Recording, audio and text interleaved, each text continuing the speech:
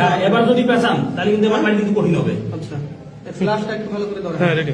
আচ্ছা ফ্ল্যাশ ধরেন ভাই, আপনারা সবাই যদি মোবাইল ধরেন এই গ্রামের নাম কি আপনাদের? ফরিদপুর আর পশ্চিম পাইজান। না, ফরিদপুর সদরপুর ভাঙ্গা, ফরিদপুর ভাঙ্গা মাইজেল গ্রাম। হয়েছে কথা বলা বন্ধ করেন, কেউ কথা বলবেন না।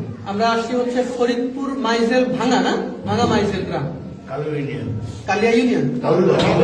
আচ্ছা আচ্ছা আচ্ছা, এখন এখানে আমরা এসে পেয়েছি একজন ইমাম সাহেব হচ্ছে এখানে নামাজ পড়াইতেছে এবং একই সাথে তিনি একজন খ্রিস্টান এবং এই এলাকার ভিতরে খ্রিস্টানদের দাওয়াতি কাজ করে।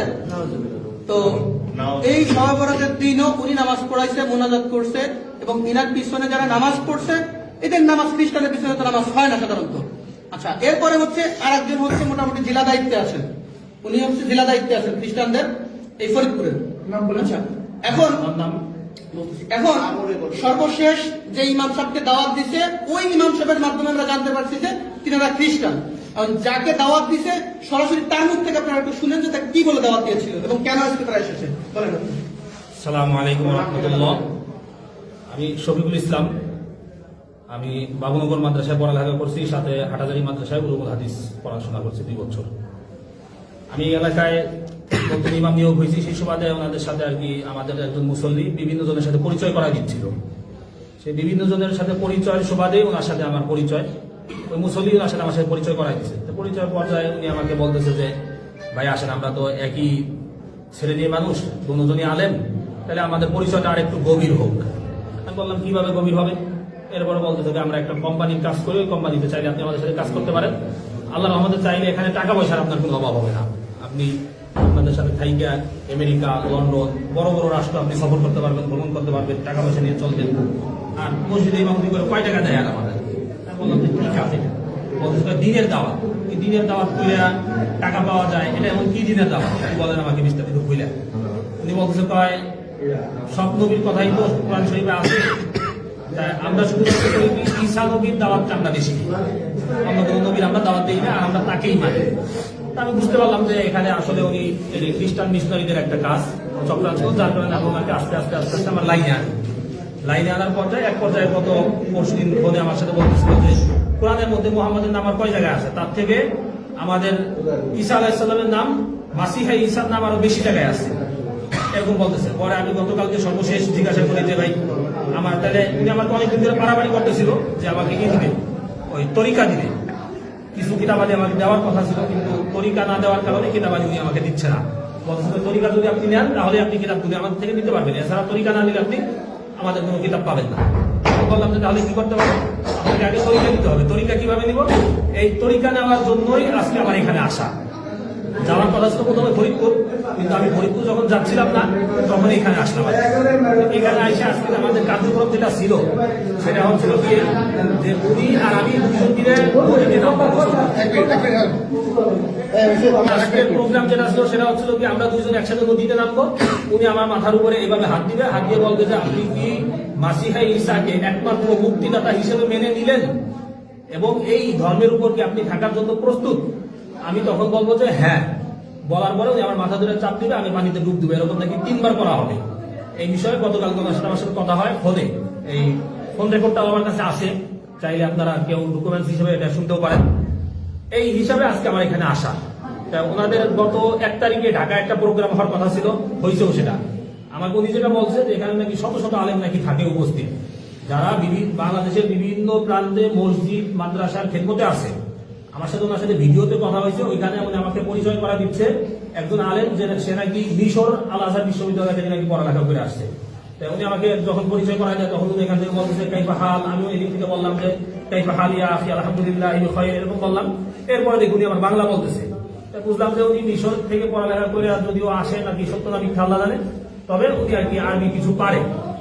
এইভাবে করে আর কি কথা বিষয়গুলো আগাচ্ছিল। পরে আমি আমাদের ভাইদের সাথে, আমাদের মোনাওয়ার ভাই, তারপরে পাশে একটা মোনাওয়ার ভাই মাদ্রাসা আছে, মাদ্রাসার শিক্ষক সবার সাথে আমি পরামর্শ করি বিষয়টা নিয়ে যে ভাই কিভাবে কি করা যায়, কোনটা আমাকে বাকি দিক নির্দেশনা দেয় যে আপনি এইভাবে করে আগান, তাহলে আশা করা যায় আমরা আমাদের বড় একটা গ্রুপকে ইমানের হেফাজত করতে পারবো। এই হচ্ছে আমাদের আজকের বিষয়। বাদ বাকি কথা নাই, আশা করি স্বীকার করতে হবে এই জন্যই কারণ ওনার সকল প্রকারের ডকুমেন্টস আমাদের কাছে অলরেডি আছে। আমার কাছে আছে। এই যে কিতাবগুলি দেখতেছেন, এই কিতাবগুলো উনি আমাকে আগে অনেকবার বলছে যে কিতাবগুলো আমার কাছে আছে, কিন্তু দিবে না কেন? তরিকা না দিলে নাকি কিতাব দিতে পারবে না। এই জন্য গতকাল আমি আসছিলাম ওনার মসজিদে, আইসা আমি মসজিদ থেকে ওনার কিতাবগুলো উনি আমাকে দেখায় নাই, কিন্তু আমি সিস্টেম করে আমি দেখছি কিতাবগুলো, আমি দেখে গেছি। এই কিতাব আর তরিকা এই দুটো নেওয়ার জন্য আজকে মূলত এখানে আসা। তো আমি আপনাদের কাছে আবেদন করবো যে টাকা, হ্যাঁ কিছু টাকাও দেওয়ার কথা ছিল। আমার সাথে ওনাদের একজন আছে, আলেম আছে, যে কুমিল্লা আছে, মুফতি আকিদুল ইসলাম, কুমিল্লা দাউদকান্দিতে আছে, একটা মসজিদের ইমামতি করে, সাথে একটা দাখিল মাদ্রাসা উনি শিক্ষকতা করে। তো ওনার সাথেও আমার সাথে গতকাল কথা হয়েছে প্রায় 20 মিনিট এই হোয়াটসঅ্যাপে। এটাও আমার কাছে কল রেকর্ড আছে। উনি আমাকে আগে বলছিল গোপালগঞ্জ, কিন্তু উনি তো মাত্র স্বীকার গেল যে আকিদুল বাগেরহাট, এরকম আমাকে বলছিল গোপালগঞ্জ, কিন্তু মাইক দেওয়ার ভয়ে হয়তো উনি কি করছে, এখন হয়তো সত্যটা বলতেছে, বাংলা আগের সত্যটা বলছে, যেটা বলছে। তাই আকিদুল নাকি এই মাসে 10 জন মুসলমানকে খ্রিস্টান করে ওইখানে নিয়ে আসছে। উনি বলছেন আমাকে যে আকিদুল একজন ইমাম সাহেব, সে 10 জন খ্রিস্টানকে নাকি মুসলমান যারা খ্রিস্টান হয়েছে গত এই 1 তারিখের সেমিনারে উনি নিয়ে আসছে। সেমিনারে আমার যাওয়ার কথা ছিল, কিভাবে যাইতে হবে, কিভাবে সবাই দেবেন ইমাম। হ্যাঁ, সেও একজন দাউদের একজন ইমাম বানাইছে, দাউদের ইমাম। তারা ইমাম কিনা এই ব্যাপারে আমি এটা জিজ্ঞাসা করিনি, এটা কি বলেন তারা কি বলে, বাকি সবাই ইমাম। আচ্ছা আচ্ছা, এখন হলো এই ভদ্রলোক হলো খ্রিস্টান হয়েছে, এবং ইনি শুধু খ্রিস্টান না, ইনার তো আসলে একটা অলরেডি কবরে চলেই গেছে। তো ইনি এখন এই গ্রামে দাওয়াতি কাজ করেন, এই মসজিদের ইমাম সাহেব, এবং এই অঞ্চলে উনি খ্রিস্টানদের দাওয়াতি কাজ করেন। এখন আপনার নাম হলো, আপনার নামটা বলেন। হাবিবুল্লাহ বাহারি, একটু জোরে বললেন। আচ্ছা, প্রথমে পরিচয় দিয়েছিলেন কি? মাওলানা মুফতি হাবিবুল্লাহ বাহারি। পরিচয় উনি প্রথমে দিছে, ওনার নাম হচ্ছে মাওলানা মুফতি হাবিবুল্লাহ বাহারি। এরপরে বলছে উনি ফাজিল শেষ করছে কনিয়ালিয়া থেকে দিগনগর থেকে ফাজিল শেষ করছে, আবার মাওলানা মুফতি শেষ করছে। পরবর্তীতে কিছু সময় পরে আবার স্বীকার করছে না মাওলানা মুফতি হয় নাই। তারপরে এই মাওলানা মুফতির টাইটেল পরিচয় ব্যবহার করে সাধারণ মুসলমানদেরকে ধোঁকা দিচ্ছে যে আমি একজন মাওলানা মুফতি সাহেব যদি খ্রিস্টান হই, তোমাদের খ্রিস্টান হতে সমস্যা কি, বা ইসাই তরিকা গ্রহণ করতে সমস্যা কি? আচ্ছা, তো এখন আপনার গ্রামের বাড়ি হলো কোথায়? মানিহার গ্রাম, থানা জেলা গোপালগঞ্জ, থানা গোপালগঞ্জ, মানিহার গ্রাম। আচ্ছা, আপনার ছেলে সন্তান কয়জন? আচ্ছা, আপনি এ পর্যন্ত দাওয়াত দিয়ে আকিদুল্লাহ খ্রিস্টান বানাইছেন? আচ্ছা, শুধু আকিদুল্লাহ, আর তারপরে আর কাউকে দাওয়াত দিয়েছেন? আর এনাকে দাওয়াত দিয়েছেন? কিন্তু আপনি আমাকে বলছেন যে আপনার অধীনে অলরেডি 5 জন খ্রিস্টান আছে। ওনার অধীনে আরো 5 জন খ্রিস্টান আছে, উনি বলছে, এই রেকর্ড আছে আমাদের কাছে। উনি মিথ্যা কথা বলছে, স্বীকার করছে। উনি বলছেন মিথ্যা কথা। তো উনার এই কথাগুলো আমাদের বের করতে অনেক কষ্ট হয়েছে, জানি না আরো কি পরিমাণ মিথ্যা কথা বা কি পরিমাণ রহস্য ওনার ভিতরে রয়ে গিয়েছেন।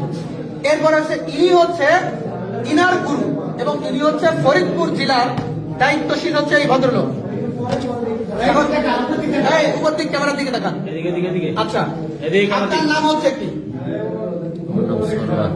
মাওলানা মুফতি সরোয়ার। জোরে বলেন। জোরে বলেন, মাওলানা মুফতি সরোয়ার। আচ্ছা, মাওলানা মুফতি সরোয়ার, আপনার গ্রাম? আমার গ্রাম বাঁশবাড়িয়া, জন্দনিয়া, টঙ্গিপাড়া থানা। দুজনেই গোপালগঞ্জের মানুষ। আচ্ছা আচ্ছা, এখন আপনারা দুজনেই হচ্ছে এখন রাইট নাও খ্রিস্টান, তাই তো? আচ্ছা, আপনি হচ্ছেন একজন বক্তা একই সাথে, তাই না? আপনি বলছিলেন উনি মোটামুটি অত্র অঞ্চলের মোটামুটি একজন জনপ্রিয় বক্তা, এবং একই সাথে খ্রিস্টান ধর্ম প্রচারক। এবং ওনার কাছে কতজন এবং এই দিকটা কি বলছিল আপনাকে? আচ্ছা, উনি দাওয়াত দিয়েছিল। আচ্ছা, আমি জিজ্ঞাসা করছি যে আপনি কতদিন ধরে এখানে আসছেন, এই ধর্মে দীক্ষিত হয়েছেন? উনি বলছেন যে 1 বছর।